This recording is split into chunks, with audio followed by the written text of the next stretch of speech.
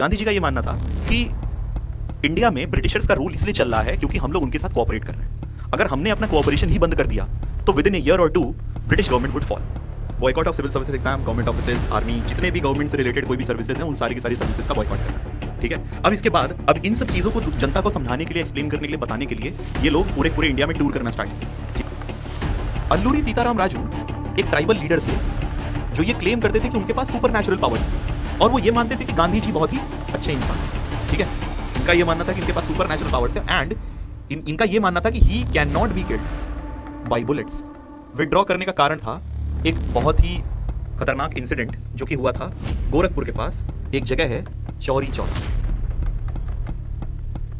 ठीक है, नियर गोरखपुर। तो चौरी चौरा में नॉन कोऑपरेशन मूवमेंट चल रहा था उसी टाइम पे। कुछ लोग जो कि बहुत ज़्यादा एजिटेटेड थे वो लोग जाकर के पुलिस स्टेशन को आग लगा देते हैं और बाहर से ताला बंद कर देते हैं। तो उसमें जो भी पुलिस ऑफिसर्स वगैरह थे वो सारे के सारे लोग जल करके मर जाते हैं। तो जब ये एक इंसिडेंट हुआ तो गांधी जी को समझ में आया अब ऐसे मल्टीपल इंसिडेंट होने में बिल्कुल भी समय नहीं लगेगा। तो इनका मानना था कि तुरंत का तुरंत हमको नॉन कोऑपरेशन मूवमेंट को विड्रॉ करना पड़ेगा और पहले सत्याग्रही को प्रॉपर्ली ट्रेन करना पड़ेगा, तब जाकर के वो मास एजिटेशन कर सकते हैं। इन चीजों की अच्छा, ये डोमिनियन स्टेटस वाला जैसे पार्ट देने को, हम लोग तो आजादी के लिए लड़ रहे थे लेकिन ये लोग हमको डोमिनियन स्टेटस दे रहे थे कि नहीं तुम रहोगे तो मेरे नीचे ही रहोगे।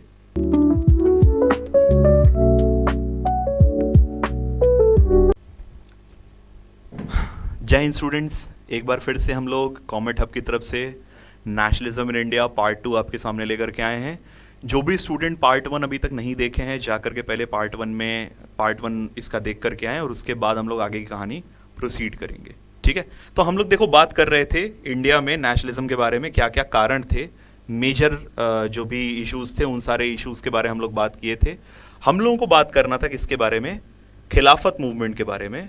खिलाफत मूवमेंट और नॉन कोऑपरेशन मूवमेंट एक साथ इंटरमिंगल कैसे हुआ। तो देखो हुआ क्या, खिलाफत मूवमेंट में क्या था कि जब फर्स्ट वर्ल्ड वॉर खत्म हुआ, फर्स्ट वर्ल्ड वॉर में दो European different powers, super powers जो है कि अपना एक साथ लड़ाई कर रहे थे ये लोग। इसी में 4-5 साल लड़ाई चलता है, करीब 1914 से लेकर के 1918 तक चलता है। 1918 में जब फर्स्ट वर्ल्ड वॉर खत्म होता है तो उसी में एक देश था जिसका नाम था टर्की, और टर्की को रूल करने वाले रूलर्स थे ऑटोमन्स। ठीक है, तो उनको ऑटोमन टर्क्स भी बोला जाता है। तो ऑटोमन टर्क्स इस लड़ाई में हार गए। इस लड़ाई में हार गए तो हुआ क्या कि ये रूमर फैला कि भाई इनके ऊपर बहुत ही भयानक जो है कि ट्रीटी लगने वाला है, जिसकी वजह से जो ऑटोमन एम्परर हैं, ठीक है ना, ऑटोमन एम्पायर का जो हेड है वही क्या होता था, मुस्लिम्स के या इस्लाम के का जो है कि स्पिरिचुअल हेड हुआ करता था, जिसको खलीफा बोला जाता था। तो खलीफा के पावर्स को क्या कर दिया जाएगा, लिमिट कर दिया जाएगा, कम कर दिया जाएगा या फिर खत्म कर दिया जाएगा। इस तरीके के रूमर्स फैलने लगे। तो अब इन चीज़ों से बचने के लिए एक खिलाफत कमेटी बनाई गई, कहाँ पर, बॉम्बे में, जिसमें दो बहुत ही इंपॉर्टेंट लोगों का नाम आता है, जिसका नाम था मोहम्मद अली एंड शौकत अली। ठीक है, यही लोग थे जो खिलाफत मूवमेंट में शामिल थे इंडिया में, और खिलाफत मूवमेंट इन लोगों ने स्टार्ट करा। अब ये लोग जाकर के मिलते हैं किससे, गांधी जी से, और गांधी जी से बोलते हैं, गांधी जी को ये समझ में आता है कि भाई इससे बढ़िया कोई मूवमेंट हो ही नहीं सकता जब हिंदूज और मुस्लिम्स दोनों को, देश के दोनों बहुत बड़े सेक्शंस को जो है कि यूनाइट किया जा सके। तो हिंदूज और मुस्लिम्स दोनों की यूनिटी के लिए ये डिसाइड किए गांधी जी कि खिलाफत मूवमेंट और नॉन कोऑपरेशन मूवमेंट को एक साथ लॉन्च किया जाएगा। अच्छा, अब देखो था क्या कि नॉन कोऑपरेशन मूवमेंट में ऐसा था, क्या था कि ये इतना इंपॉर्टेंट चीज बन जाता है। देखो था ये, गांधी जी का ये मानना था कि इंडिया में ब्रिटिशर्स का रूल इसलिए चल रहा है क्योंकि हम लोग उनके साथ कोऑपरेट कर रहे हैं। अगर हमने अपना कोऑपरेशन ही बंद कर दिया तो within a year or two British government would fall, definitely fall. ठीक, लेकिन ये जो नॉन कोऑपरेशन वाली चीज थी, ये किसी भी तरीके से वॉयलेंट नहीं होना चाहिए, क्योंकि जैसे ही वॉयलेंस हुआ तो अब ब्रिटिशर्स के पास मौका मिल जाएगा हमको फिर से ऑप्रेस करने का, और फिर से हम लोगों के खिलाफ ऑपरेशन और वॉयलेंस वाला जो साइकिल चल रहा था उसको दोबारा से चलाने का मौका मिल जाएगा। तो उनको ये मौका देना ही नहीं है। अच्छा, तो अब हुआ क्या कि नॉन कोऑपरेशन मूवमेंट में बोला गया कि हम लोग क्या करेंगे, सबसे पहले बॉयकॉट करेंगे। एक बॉयकॉट मूवमेंट हुआ। ठीक है, बॉयकॉटिंग स्टार्ट हुआ। बॉयकॉट में क्या होता है कि ब्रिटिश के बनाए हुए जितने भी प्रोडक्ट्स हैं या फिर ब्रिटिशर्स से रिलेटेड जितनी भी सर्विसेज हैं, ये सारी की सारी चीज़ें हम लोग क्या करेंगे, ख़त्म कर देंगे, बॉयकॉट कर देंगे। फॉर एग्जाम्पल जितने भी फॉरेन गुड्स आ रहे हैं, ठीक है, ब्रिटेन से जितने भी सामान बन करके फिनिश गुड बन करके इंडियन मार्केट में आ रहे हैं, उन सारे फिनिश गुड्स को बॉयकॉट किया जाएगा और उनका पूरा का पूरा कपड़ों का पूरा पूरा होलिका जलाया जाता था, ठीक है, नए नए सामान का पूरा पूरा होलिका जलाया जाता था। इसके साथ साथ जो भी अवार्ड्स ब्रिटिशर्स दे करके रखे हुए हैं, उन सारे अवार्ड्स को वापस किया जाएगा कि भाई हमको तुम्हारे सर्टिफिकेट की ज़रूरत नहीं है, हम बढ़िया आदमी हैं तो हैं, तुम्हारे सर्टिफिकेट से हमको कोई फ़र्क नहीं पड़ता है, ठीक। इसके साथ साथ सिविल सर्विसेज एग्ज़ाम को बॉयकॉट किया गया कि भाई किसी भी तरीके का कोई भी सिविल सर्वेंट जो है कि ब्रिटिशर्स के साथ काम नहीं करेगा। आर्मी से सोल्जर्स जो बॉयकॉट करना स्टार्ट कर दिए। इसके साथ साथ जो भी स्कूल में कॉलेजेस में जो गवर्नमेंट स्कूल्स और गवर्नमेंट कॉलेजेस है ब्रिटिश इंडिया के अंडर है, उनको जो है कि बॉयकॉट करेंगे स्टूडेंट्स और टीचर्स दोनों। जितने भी लोग ऑफिसेज में काम कर रहे हैं, गवर्नमेंट ऑफिसेज में, कोई पोस्ट ऑफिस में काम कर रहा है, कोई टेलीफोन में काम कर रहा है या कहीं भी काम कर रहा है, वो सारे लोग क्या करेंगे, अपने ऑफिसेज को छोड़ देंगे, वहां पर कोई काम नहीं करेगा। ये मेन पर्पस था क्या करने का, नॉन कोऑपरेशन मूवमेंट स्टार्ट करने का। ऐसे चलता। अब इसी के साथ साथ पॉलिटिकल पार्टीज के सामने भी ये चीज रखा गया कि भाई पॉलिटिकल पार्टीज को भी इलेक्शन को बॉयकॉट करना है। लेकिन कांग्रेस पार्टी में कुछ लीडर्स ऐसे थे जो ये चाहते थे कि हम सिस्टम के अंदर रह करके सिस्टम को चेंज करें, तो वो इलेक्शंस में पार्टिसिपेट करना चाहते थे।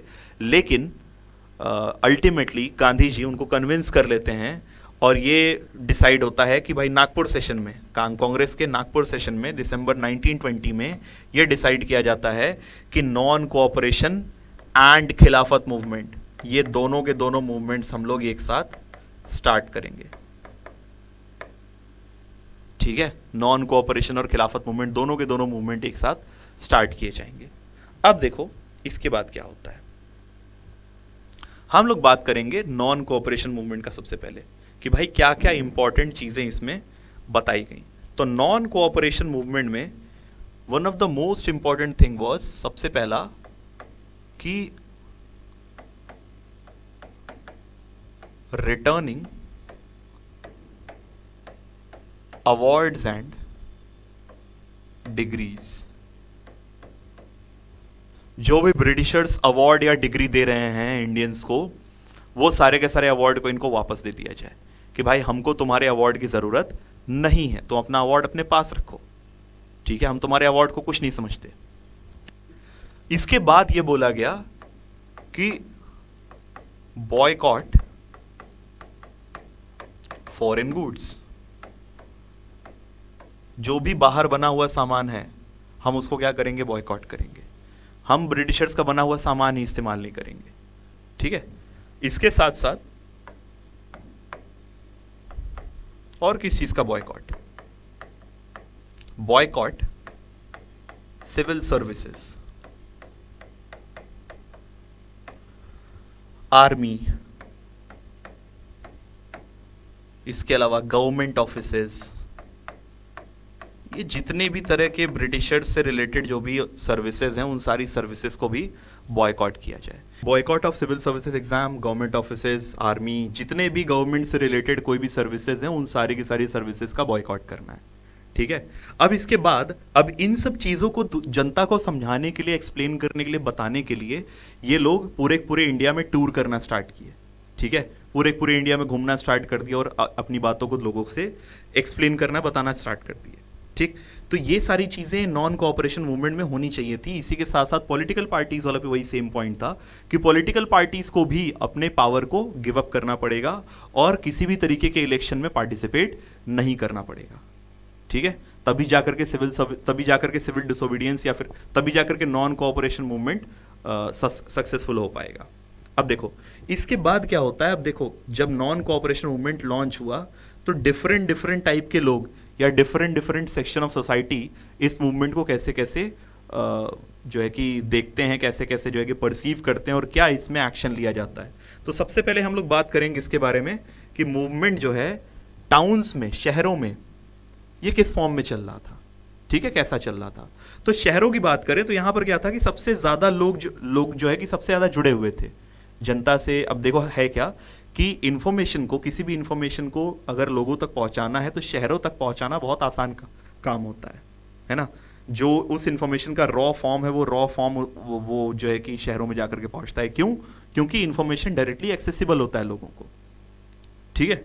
गांवों में जाकर के मतलब बदल जाता है, या किसी और एरियाज में जाकर के, रिमोट एरियाज में जाकर के उन बातों का मतलब कुछ और लोग निकालने लगते हैं। लेकिन शहरों में इंफॉर्मेशन को, किसी भी बात को एक्सप्रेस करना या फिर जो है कि उन लोगों को समझाना सबसे आसान काम होता है। तो यहां पर देखो शहरों में क्या हुआ कि जितने भी स्टूडेंट्स थे, सबसे पहले स्टूडेंट्स और टीचर्स, स्टूडेंट्स एंड टीचर्स, ये लोग क्या किए भाई, गवर्नमेंट स्कूल्स और गवर्नमेंट कॉलेजेस को बॉयकॉट करना स्टार्ट कर दिए, ठीक है। गवर्नमेंट स्कूल्स और गवर्नमेंट कॉलेजेस को क्या कर दिया, बॉयकॉट कर दिया, सबसे पहली चीज। दूसरी चीज, जो भी बुद्धिजीवी लोग थे, जो समझदार लोग थे, पढ़े लिखे लोग थे, जिनको ब्रिटिशर्स अवार्ड्स वगैरह दिए थे, वो सारा का सारा बॉयकॉट करना स्टार्ट कर दिए कि भाई हम किसी भी तरीके का तुमसे अवार्ड वगैरह नहीं लेंगे और तुम्हारे सर्विसेज को हम क्या करते हैं, बॉयकॉट करते हैं। फॉरेन गुड्स, जो जो बातें थी, जो जो बातें वहां बताई गई, उन सारी बातों पे यहाँ पे अमल होना स्टार्ट हो गया, ठीक है। फॉरेन गुड्स को भी बॉयकॉट करना स्टार्ट कर दिए लोग। अच्छा, कुछ टाइम तक बहुत जो है कि इंपॉर्टेंट जो है कि चीजें हुई। अच्छा, इसी में एक और चीज कि ब्रिटिशर्स को इससे पैसे का भी बहुत सारा नुकसान हुआ। जैसे जो इंडिया में इंपोर्ट्स आ रहे थे, फॉर एग्जाम्पल इन 1921 इंडिया में फॉरेन इंपोर्ट्स लगभग 102 करोड़ रुपए का आया था, ठीक है, जो कि 1922 में 57 करोड़ का रह गया। क्यों रह गया? क्योंकि उसी टाइम पे फॉरेन गुड्स का बॉयकॉट किया जा रहा था और नॉन कोऑपरेशन मूवमेंट स्टार्ट किया गया था, ठीक है। इसकी वजह से अब देखो इंपोर्ट क्या होता है, इंपोर्ट वो चीज होती है जो हम लोग कहीं से मंगाते हैं, ठीक है, बाहर से मंगाते हैं, दूसरे देश से मंगा रहे हैं। तो अगर हम लोग इंपोर्ट्स कम कर देंगे तो जिस देश से हम सामान मंगा रहे हैं उस देश का नुकसान होना स्टार्ट हो जाएगा। तो इसी वजह से ब्रिटिशर्स का नुकसान होना स्टार्ट हो गया, इसी मूवमेंट की वजह से। अच्छा, अब इसके साथ साथ लोगों को कुछ ना कुछ ऑल्टरनेटिव भी तो चाहिए था कि भाई ऐसा तो है नहीं कि हम सारा कपड़ा जला देंगे तो पहनेंगे क्या। तो वहां पर फिर एक ऑल्टरनेटिव लेकर के आया गया जिसको बोला गया khadi. Khadi as an alternative, ठीक है। खादी को एज एन ऑल्टरनेटिव लेकर के आया गया कि हाँ भाई, अगर तुम जो है कि ब्रिटिश गुड्स को जला रहे हो, खत्म कर रहे हो, हटा रहे हो, तो उसका एक ऑल्टरनेटिव यह है कि तुम खादी पहनो, है ना। अब इसके साथ साथ कुछ समस्याएं भी थी। समस्या ये थी कि ये बहुत ही लॉन्ग सस्टेनिंग चीज नहीं थी, ठीक है ना। सस्टेनिंग चीज नहीं थी, इसका मतलब क्या होगा कि लोग चाहते थे इस मूवमेंट में पार्टिसिपेट करना, लेकिन उनके पास ऑल्टरनेटिव्स की कमी थी। फॉर एग्जाम्पल खादी की बात करें तो खादी बहुत ज्यादा एक्सपेंसिव हुआ करता था। तो गरीब आदमी अगर अपने जो भी सस्ते कपड़े हैं उनको जो है कि फॉरेन गुड्स से उनको जला दे रहा है, तो उसको अब खादी पहनने के लिए या खादी खरीदने के लिए उतना पैसा उसके पास नहीं था। एक बहुत बड़ी समस्या। दूसरी समस्या ये कि भाई तुमने स्कूल्स और गवर्नमेंट स्कूल्स, गवर्नमेंट कॉलेजेस से बच्चे जो है कि छूट गए, निकल गए, लेकिन उनको एजुकेशन तो चाहिए ना। और जो भी टीचर्स हैं या फिर जो भी गवर्नमेंट एम्प्लॉइज हैं उनको कहीं ना कहीं एम्प्लॉयमेंट चाहिए। तो उसका कोई ऑल्टरनेटिव लोगों के पास नहीं था, जिसकी वजह से कुछ समय के बाद लोग वापस से उन स्कूल्स को ज्वाइन करना स्टार्ट कर दिए, कॉलेजेस को ज्वाइन करना स्टार्ट कर दिया, और लोग दोबारा से अपने अपने काम में व्यस्त हो गए। लॉयर्स वगैरह जो भी लोग थे वो लोग कोर्ट में जाना स्टार्ट कर दिए। तो कुछ समय तक बहुत ही बूम पे चला, लेकिन ये चीज सस्टेन नहीं रह पाई, ठीक है। ये मूवमेंट टाउन्स में सस्टेन नहीं रह पाया। इसके बाद हम लोग बात करेंगे मूवमेंट इन कंट्री साइड। गांवों में क्या होता है, देखो गांवों में क्या इंपैक्ट हुआ इस चीज का। इसमें कुछ कुछ एग्जाम्पल्स आते हैं, ठीक है। जैसे different different part of India में डिफरेंट डिफरेंट तरीके से लोग इस मूवमेंट को परसीव किए। जैसे एक लखनऊ वाला जो एरिया था, जिसको हम लोग उस टाइम पे अवध बोलते थे, तो अवध में इस मूवमेंट को लीड कर रहे थे एक किसान थे, बाबा रामचंद्र। तो बाबा रामचंद्र का थोड़ा सा बैकग्राउंड जान लेते हैं। ये एक इंडेंचर्ड लेबरर थे, ठीक है। इंडेंचर्ड लेबरर क्या होता है सर? देखो,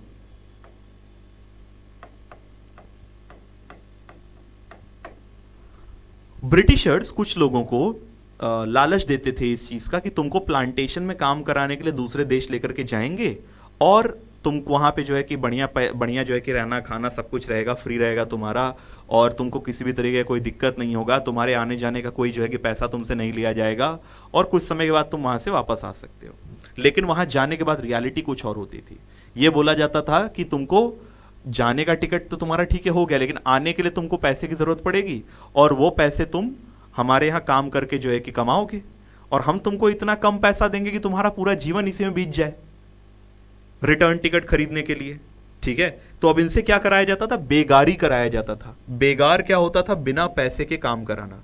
जैसे हम लोगों के यहाँ घरों में मम्मी लोग पापा लोग ये लोग काम कराते हैं ना बच्चों से, कहते हैं कि बेटा देखो तुम जा करके ये सामान लेकर के आओगे मार्केट से तो तुमको जो है कि टॉफी दिलाएंगे हम, लेकिन फिर टॉफी का नामो निशान नहीं रहता है और तुम सामान लेकर के चले आते हो। ठीक है, तो ऐसे ही बेगारी कराई जाती है। छोटे या बड़े भाई बहन है वो छोटे भाई बहन से जो है कि ऐसे ही बिहेव करते हैं। ठीक, कि भाई जो है कि तुमको जो है कि हम ये करेंगे वो करेंगे, लेकिन उसके बाद किसी भी तरीके का कोई रिस्पॉन्स नहीं आता है। खैर, तो बाबा रामचंद्र भी इन्हीं में से कुछ ऐसे ही लोग थे जिनको जो है कि बेगारी कराया जाता था, इंडेंचर्ड लेबरर थे। लेकिन ये इंडेंचर्ड लेबरर कहाँ पे थे? एक छोटा सा आइलैंड है जिसका नाम है फिजी, तो यहाँ से ये वापस आए हुए थे और बहुत ही रेस्पेक्टेड फिगर थे उस पूरे के पूरे अवध वाले रीजन में। ठीक है, तो यहाँ पर बाबा रामचंद्र क्या करते हैं, ये बोलते, अब देखो था क्या कि अलग अलग आदमी की अलग अलग टाइप की समस्याएं थी। ठीक है, जिस तरीके से जो शहर के लोग थे वो गांव के लोगों की तरह बिहेव नहीं कर सकते थे, या फिर गांव के जो भी लोग हैं वो शहर के लोगों की तरह बिहेव नहीं कर सकते थे, क्योंकि सबकी समस्याएं अलग अलग हैं। यहाँ सबसे बड़ी समस्या थी टैक्स की, लैंड रेवेन्यू की। तालुकदार हुआ करते थे या लैंडलॉर्ड्स हुआ करते थे, वो बहुत ज्यादा रेंट जो है कि वसूलते थे। ठीक है, तो अब यहां पर जो लड़ाई हो रही थी वो किसके लिए हो रही थी? रिडक्शन ऑफ लैंड रेवेन्यू के लिए हो रही थी कि भाई तुम जमीन का जो रेट है या फिर जमीन का जो रेंट है उसको तुम क्या करो, कम करो। ठीक है, तो अब इसको करने के लिए सबसे पहला काम क्या किया गया कि भाई किसी भी तरीके का कोई बेगारी नहीं करेगा, बिना पैसे में कोई आदमी किसी के लिए काम नहीं करेगा, पहली चीज। दूसरा इंपॉर्टेंट चीज, नाई धोबी बंद ऑर्गेनाइज कराया गया। नाई धोबी बंद में क्या होता था, जैसे नाई और धोबी ये दोनों लोग क्या होते हैं भाई, ये दोनों लोग बहुत ही एसेंशियल एलिमेंट्स होते हैं किसी भी सोसाइटी के। ठीक है, तो जो भी तालुकदार और जमींदार हैं वो लोग अगर हमारी मांगों को नहीं मानेंगे तो इनको ये हम लोग कोई भी बेसिक फैसिलिटीज भी नहीं देंगे। मतलब नाई धोबी बंद का ये पर्पस था। अब होता क्या है कि जून 1920 में जवाहरलाल नेहरू क्या करते हैं, अवध जाते हैं। अवध जाकर के यहाँ के किसानों का समस्या सुनने का कोशिश करते हैं और उनका कुछ सोल्यूशन निकालने का कोशिश करते हैं। तो होता क्या है कि 1921 में मूवमेंट जो है कि आगे फैलता है। अब अक्टूबर में 1920 की बात करते हैं, पहले अक्टूबर 1920 की बात करते हैं। तो अक्टूबर 1920 में एक अवध किसान सभा बनाया गया। ठीक है, किसानों की बात को रखने के लिए और इनको ऑर्गेनाइज करने के लिए एक अवध किसान सभा बनाया गया। ठीक, जिसको कि जैसे जैसे समय बीतता गया वैसे वैसे इसके 300 ब्रांचेस सेटअप किए गए। ठीक है, मोर देन 300 ब्रांचेस सेटअप किए गए।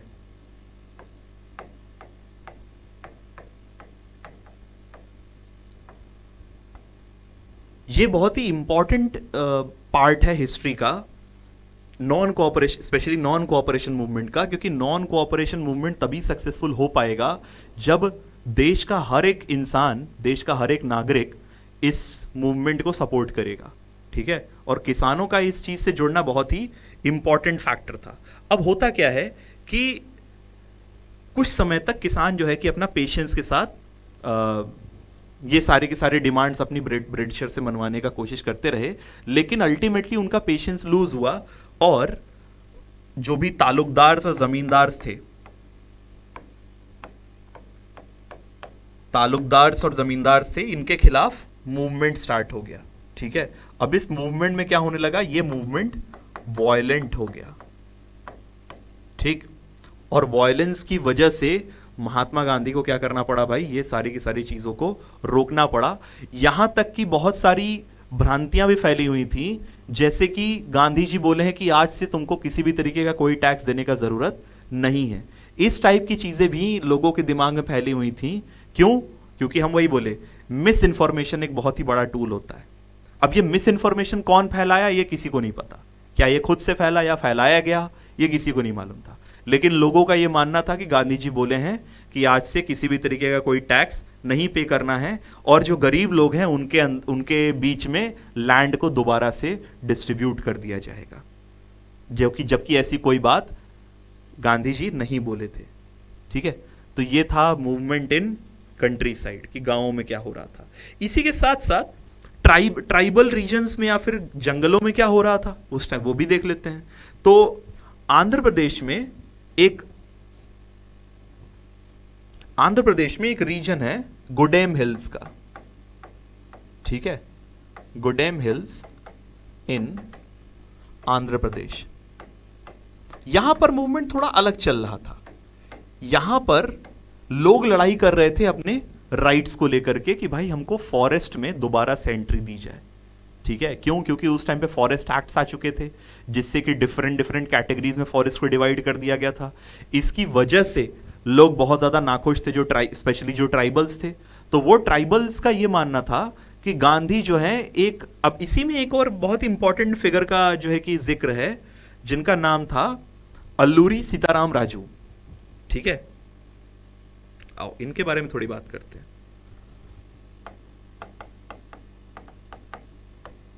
अल्लूरी सीताराम राजू एक ट्राइबल लीडर थे जो ये क्लेम करते थे कि उनके पास सुपर नेचुरल पावर्स हैं, और वो ये मानते थे कि गांधी जी बहुत ही अच्छे इंसान हैं।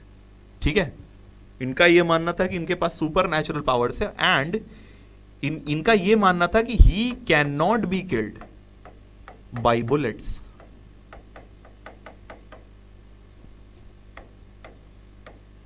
बहुत बड़ा क्लेम हो गया है ना। लेकिन यहां पर यह था कि इनको भी इस चीज का अंदाजा था कि नॉन कोऑपरेशन मूवमेंट बहुत ही अच्छी चीज है, लेकिन जो मतलब ट्राइबल्स को समझाया गया या समझे वो गांधी जी के वर्जन से थोड़ा सा अलग था। गांधी जी का यह मानना था कि नॉन वायलेंट तरीके से सारा मूवमेंट कैरी आउट होना चाहिए। लेकिन यहां पर इनको यह पता था कि नॉन वायलेंट तरीके से अगर हम लोग मूवमेंट करने जाएंगे तो केवल और केवल हमको गोली खाने को मिलेगा, क्योंकि हम लोग बहुत ज्यादा दबे कुचले और बहुत ज्यादा कमजोर हैं। ठीक है, तो ये लोग क्या करना चालू कर दिए, ये लोग अब गुरिल्ला वॉरफेयर करना स्टार्ट कर दिए। गुरिल्ला वॉरफेयर में क्या होता था कि छिप छिप करके ये लोग अटैक करते थे, ब्रिटिशर्स के ऊपर छिप करके अटैक करते थे और अटैक करके जंगलों में गायब हो जाते थे। ब्रिटिशर्स को नहीं पता कि भाई जंगल में इनको कैसे आइडेंटिफाई किया जाए। तो कई साल तक, काफी टाइम तक अल्लूरी सीताराम राजू और उनके जो बनाए हुआ मिलिशिया था वो लोगों को, वो ब्रिटिशर्स को परेशान कर रहा था, और अलग अलग टाइम पे लोग रेड्स और गुरिल्ला वॉर जो है कि करते रहते थे। अल्टीमेटली इन 1924 अल्लूरी सीताराम राजू को कैप्चर किया गया और उनको पब्लिकली एग्जीक्यूट कर दिया गया। लेकिन उसके बाद देखो, इंसान, you can kill a man but can not kill his ideas. ठीक है, ये एक बहुत इंपॉर्टेंट चीज है। तो तुम किसी इंसान को खत्म कर दिए लेकिन उसके आइडियाज हमेशा अमर हो जाते हैं। ठीक है, ऐसे ही एक बहुत ही बेहतरीन जो है कि कोट है कि आइडियाज आर बुलेट प्रूफ। कि तुम किसी इंसान को तो मार सकते हो लेकिन किसी आइडिया को तुम गोली चला करके नहीं मार सकते। तुम जितना ज्यादा गोलियों का इस्तेमाल करोगे आइडियाज उतना ही तेजी से स्प्रेड होते जाएंगे। खैर, तो कुछ ऐसा भी लोग जो है कि अंदाजे चीजें लगा रहे थे। अच्छा, इसके बाद फिर एक और एरिया आता है प्लांटेशन का। प्लांटेशंस में नॉन कोऑपरेशन मूवमेंट का क्या इंपैक्ट था, क्या रोल था, या फिर कैसे जो है कि लोग इसको परसीव कर रहे थे। ठीक है, जैसे आसाम में एक जो है कि एक एक्ट पास किया गया था जिसको बोला गया था inland emigration act. Inland emigration act में क्या था, 1859 में एक्ट पास किया गया था।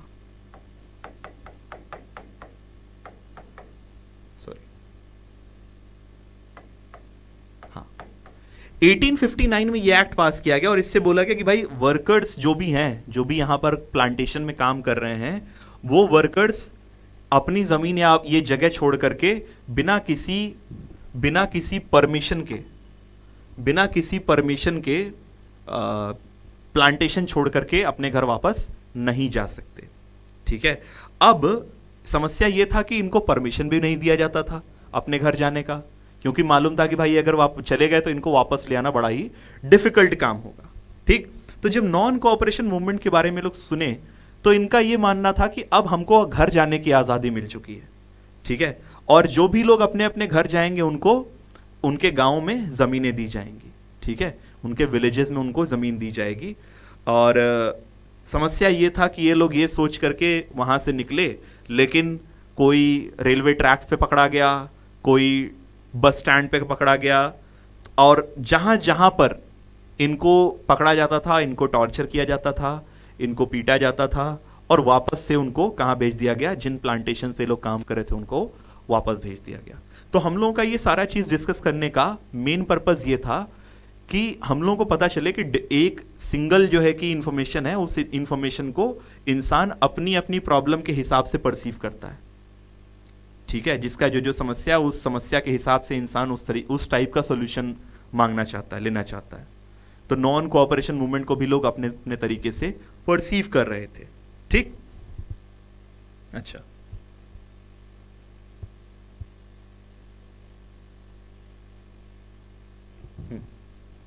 देखो भाई, इसके बाद हम लोग आगे बढ़ेंगे, 1928 की तरफ चलेंगे। अब हुआ क्या, 1928 में जाने से पहले हम लोगों को यह समझना पड़ेगा कि नॉन कोऑपरेशन मूवमेंट फरवरी 1922 में, ठीक, फरवरी 1922 में नॉन कोऑपरेशन मूवमेंट को विड्रॉ कर लिया गया।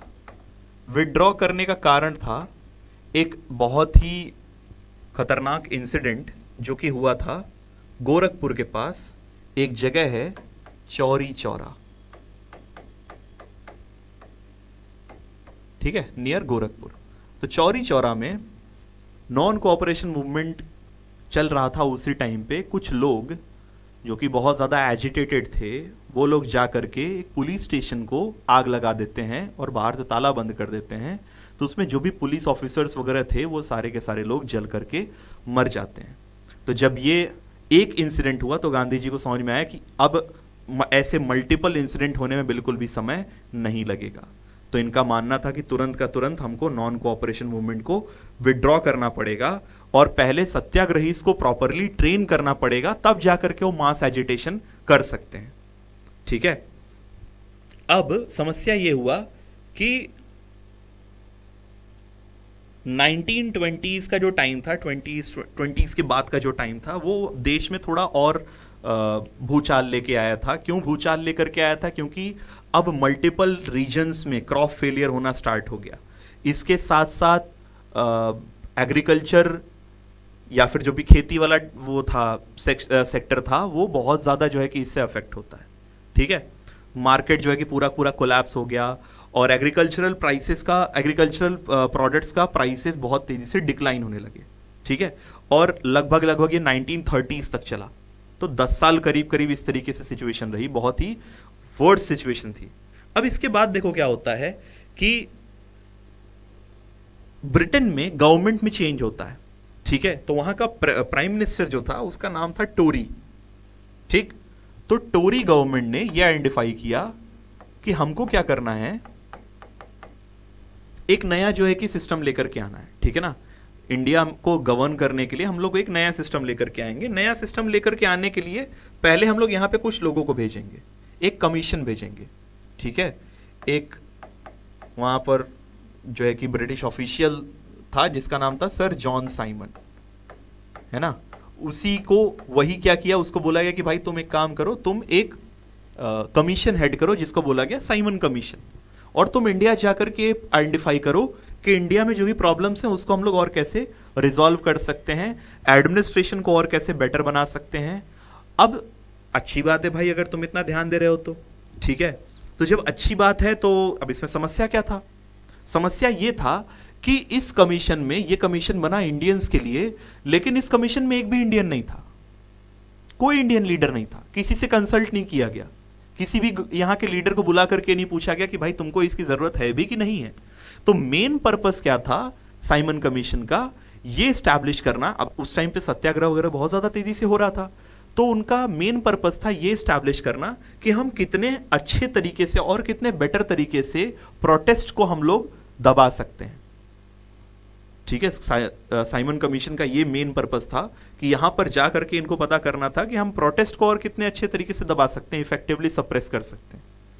ठीक है, इस वजह से साइमन कमीशन को बहुत ज्यादा जो है कि बैकलैश यहां झेलना पड़ा और यहां पर बहुत सारे नारे लगाए गए, साइमन गो बैक जैसे नारे लगाए गए, जो कि बहुत ज्यादा जो है कि इतिहास में फेमस हो गए।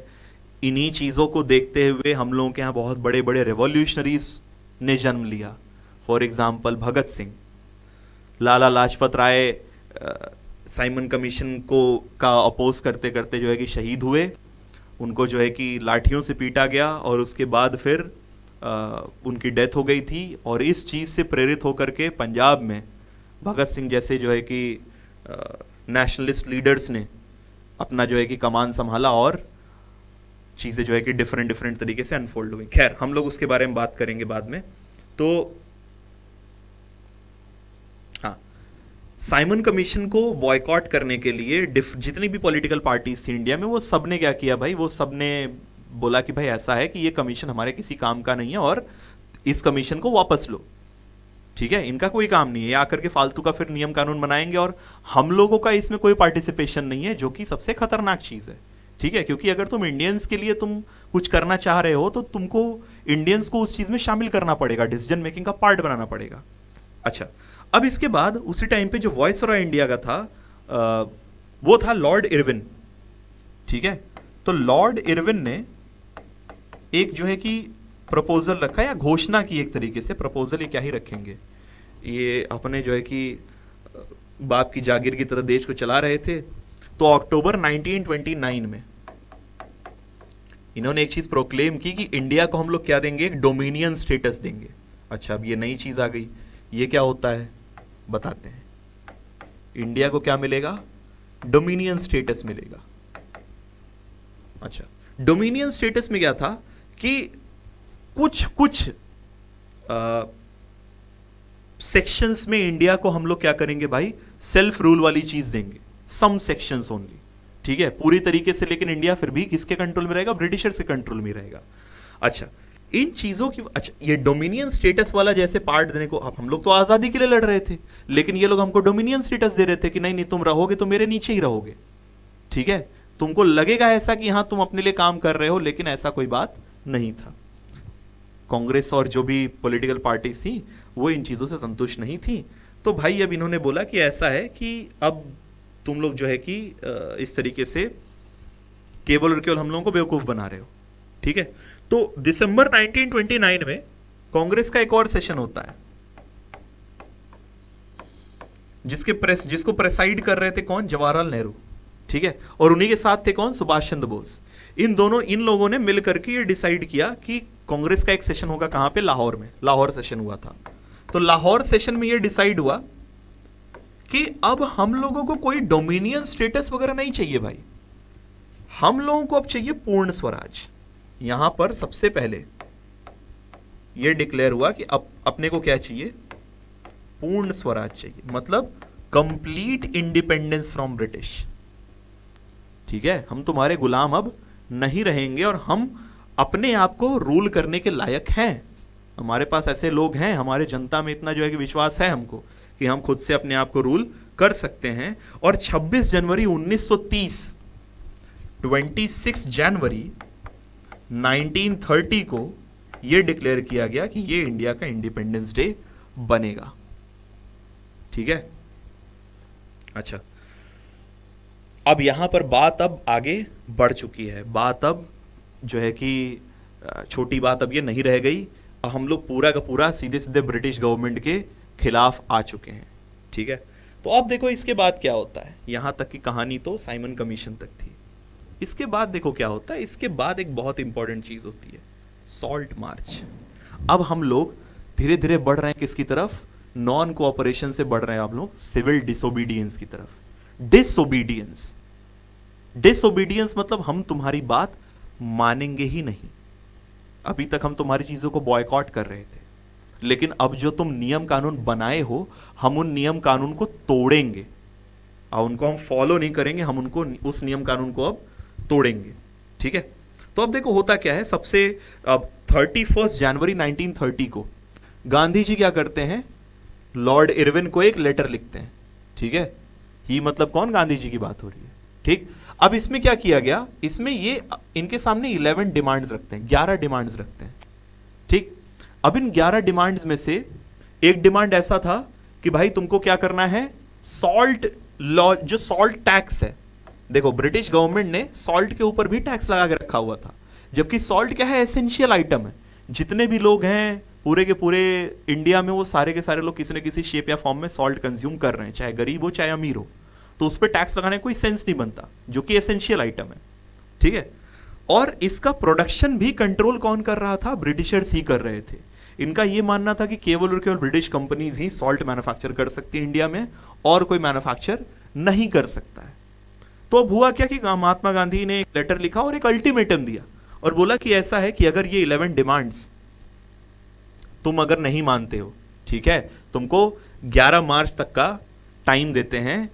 31 जनवरी को लिखा लेटर और 11 मार्च तक का टाइम दिया कि भाई 11 मार्च तक अगर तुम इन डिमांड्स को फुलफिल नहीं करोगे तो हम लोग क्या करेंगे भाई, एक सिविल डिसोबीडियंस कैंपेन चालू करेंगे, जिसमें तुम जो भी नियम कानून बनाओगे, जो भी ऑपरेसिव नियम कानून होंगे, उन सारे नियम कानून को हम लोग तोड़ना स्टार्ट कर देंगे। ठीक है, तो अब हुआ क्या कि लॉर्ड इरविन को इनकी बातों में कोई दम नहीं लगा, कि उनको लगा कि ऐसे ही फेंक रहे हैं। ठीक है, तो लॉर्ड इरविन ने क्या किया कि भाई नेगोशिएट करने से मना कर दिया। तो महात्मा गांधी ने क्या किया, अपना सॉल्ट मार्च स्टार्ट करते हैं। सॉल्ट मार्च में कहां से स्टार्ट हुआ, इनका जो साबरमती में आश्रम था वहां से स्टार्ट होता है, और एक कोस्टल टाउन था डांडी, ठीक है, वहां तक जाता है। 240 माइल्स का स्ट्रेच था, जो कि 10 दिन में जो है कि कवर किया गया, और 78 लोगों से स्टार्ट हुआ। लेकिन जैसे जैसे लोगों को पता चला कि गांधी जी जा रहे हैं नमक बनाने के लिए, तो सारे के सारे लोग इनके साथ शामिल हो गए। ठीक है, 6 अप्रैल को डांडी पहुंचते हैं, और डांडी पहुंच करके सी वाटर को बॉयल करके सॉल्ट बनाया जाता है। अब देखो सॉल्ट बनाना ये बहुत छोटी चीज दिखाई दी कि भाई, दिखाई देती होगी कि हाँ यार ठीक है, नमक ही तो बना रहे थे, लेकिन ये एक सिंबोलिज्म था कि तुम जो भी फालतू का नियम कानून बना के रखे हो, उन सारे रूल्स एंड रेगुलेशंस को हम अब मानने से इनकार करते हैं, और अब हम तभी रुकेंगे जब इंडिया को कंप्लीट इंडिपेंडेंस मिलेगा। बिना कंप्लीट इंडिपेंडेंस के हम तुम्हारी बात मानने वाले नहीं हैं। ठीक है, तो सॉल्ट मार्च तक हम लोगों ने चीजें डिस्कस कर चुके हैं। अब इसके बाद हम इस पूरे चैप्टर को टोटल 4 पार्ट्स में डिवाइड करेंगे, ठीक है, ताकि हम लोग कॉम्प्रिहेंसिव तरीके से, अच्छे तरीके से हर एक पॉइंट को कवर कर पाए, है ना। इसके बाद हम लोग एक आंसर राइटिंग का भी एक सेशन रखेंगे, ठीक है। तो जो भी वीडियोस हैं, चारों पार्ट्स हैं, वो चारों पार्ट ज़रूर देखना, और नेक्स्ट पार्ट में मिलते हैं।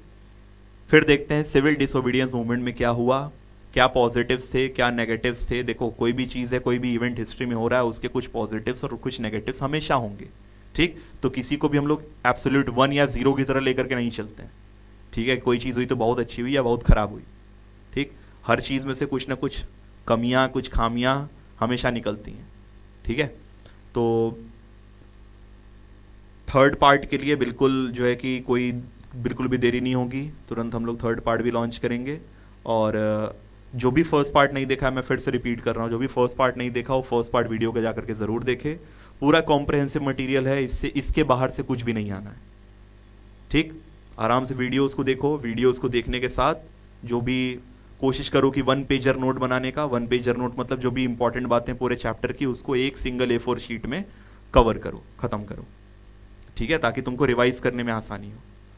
खैर, इसी के साथ जय हिंद, और हम लोग अब मिलेंगे पार्ट 3 में।